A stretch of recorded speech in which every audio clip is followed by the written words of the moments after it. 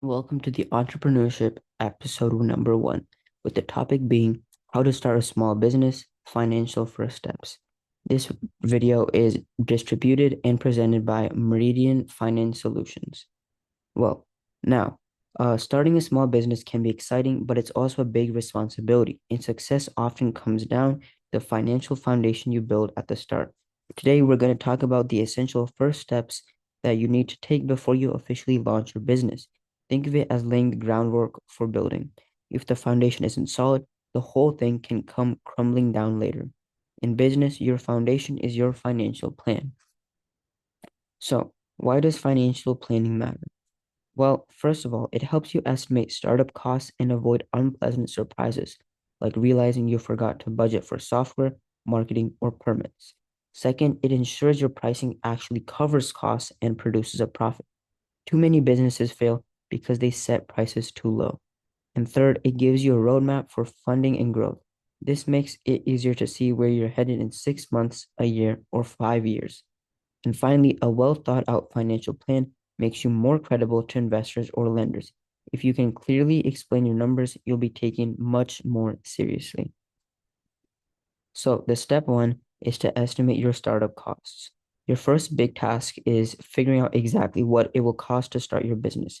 This can include equipment and supplies, which includes laptops, kitchen tools, just in general stuff that you'll need for your business.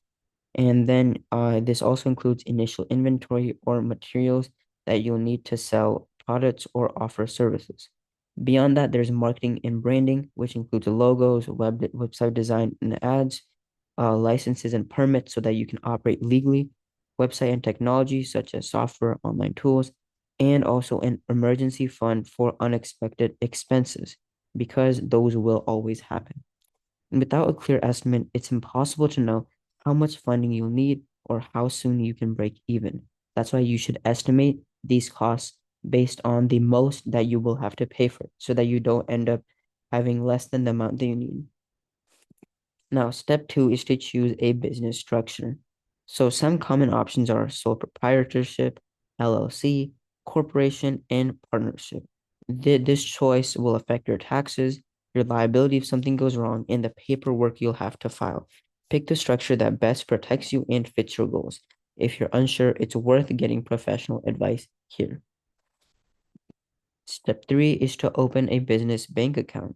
One of the simplest but most important steps in opening a bank account is to first keep your business finances completely separate. This is important because if you can keep these finances separate, then it'll help you later on.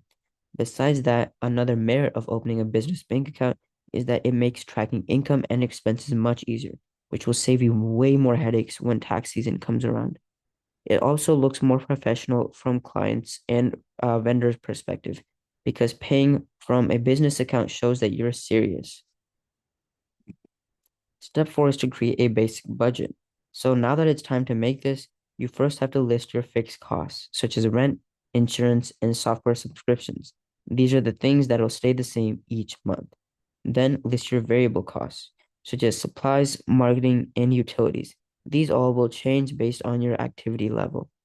Plan ahead for seasonal changes or unexpected fluctuations so that you're not caught off guard. And step five is to plan for funding, because once you know your costs, you'll be able to figure out where the money will come from.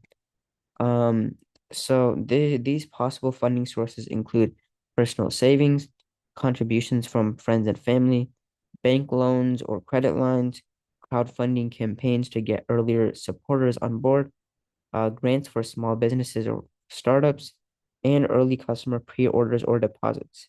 Remember that a mix of these can help give you a more stable starting point. Now, step six is to track everything from day one. The moment that you start making or spending money, track it. Record all income and expenses in one place. Save every receipt and invoice, because digital copies are always fine to have. Um, Use spreadsheets or accounting software to stay organized, and review your monthly numbers to see if you're hitting your goals. If you don't track everything properly, you may end up with too many funds that you could have used in a better way, or you won't end up with enough, and this could tank your small business. So here are some common mistakes to avoid. The first one is underestimating your startup costs. Always budget a little extra.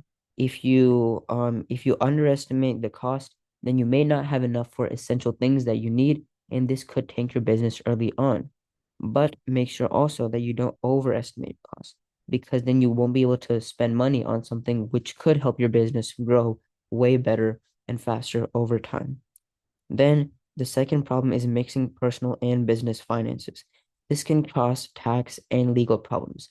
That's why a few slides back, I said that one main thing that you can do is separate these accounts. And third, it's forgetting to pay yourself.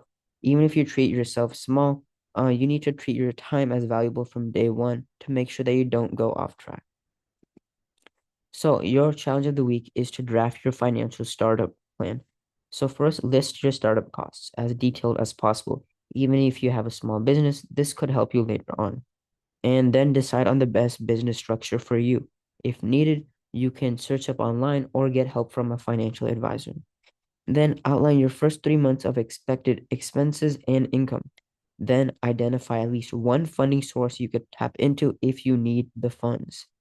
And by completing this challenge over a few days, you'll be able to take your first real step toward building a business that's financially prepared to succeed.